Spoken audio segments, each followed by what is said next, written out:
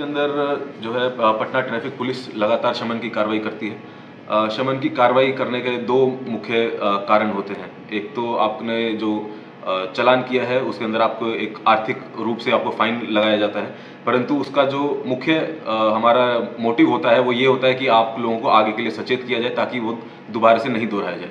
परंतु आज पिछले 6 महीने में हमने ऐसे लोगों की कुछ लिस्ट निकाली है जिन लोगों को के द्वारा बार बार रिपीटेड ऑफेंस किए गए हैं, जिनके द्वारा 5 से अधिक बार उनके ऊपर चालान हुआ है और कम से कम 2 तरीके के चालान उनके ऊपर हुए हैं।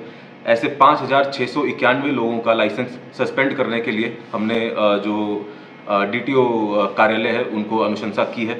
साथ ही साथ ऐसे भी कुछ लोग हैं जिनके ऊपर 20 से भी अधिक चालान हुए पिछले 6 महीने में, उनका हमने लाइसेंस कैंसिल करने का प्रस्ताव भेज दिया है। इससे यह प्रतीत होता है कि ऐसे लोगों को जो लाइसेंस मिला हुआ है वो उस लाइसेंस को होल्ड करने के लायक नहीं है। यदि ज़्यादा दिन तक वे सड़क पे अपनी गाड़ी को लेकर के चलते हैं तो वे अपनी ही जान के साथ साथ दूसरे की जान भी जोखिम में डाल रहे हैं। तो इसीलिए हमने डीटीओ कार्यालय को उनका लाइसेंस कैंसिल या सस्पेंड करने की अनुशंसा कर दी है। सर, क्या आपने टाइम फ्रेम में रखा है कितने दिनों के अंदर अगर एक बार चालान कट जाता है एक सामान्य आदमी को फाइन जो है वो भर देना चाहिए? देखिए, नहीं, उसके अंदर चालान भरने या नहीं भरने से हमारा कोई इसके अंदर कैटेगराइजेशन नहीं है। यदि आपका चालान कटा है और वो सही तरीके से कटा है तो इसका मतलब आपने उसका नियम का उल्लंघन किया है। इसका मतलब ये नहीं है कि आप अपनी मन मर्जी से 20 चालान पहले कटवा लीजिए और उसके बाद उसका फाइन आप भर दीजिए। अगर आपका 20 चालान हुआ है, आपने वो भर भी दिया है, इससे यही प्रतीत होता है कि आपको गाड़ी चलानी नहीं आती है, आप जो लाइसेंस है उसको होल्ड करने के योग्य नहीं है। इसलिए हमने आपका लाइसेंस कैंसिल या सस्पेंड करने के लिए भेज दिया। मतलब अगर चालान भर भी दिया तो भी लाइसेंस कैंसिल? बिल्कुल बिल्कुल बिल्कुल।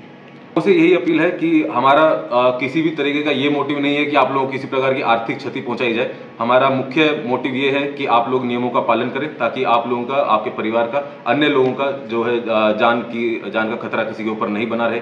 तो आप नियमों का पालन करिए, अच्छे से अपने रोड्स जो भी सिविल एमिनिटीज है उसका यूज करिए, परंतु अपनी राइट्स को एक लिमिट में रखिए ताकि दूसरे लोगों के भी राइट्स जो है वो बनी रहे। तो उसके अंदर जो डीटीओ कार्यालय है वो आगे इसके अंदर एक्शन लेता है। उसके अंदर अलग अलग प्रोसीजर है। वो अपने लेवल से उसके अंदर यदि कोई मेजर ऑफेंस नहीं है तो उसके अंदर उनकी काउंसलिंग की जाती है।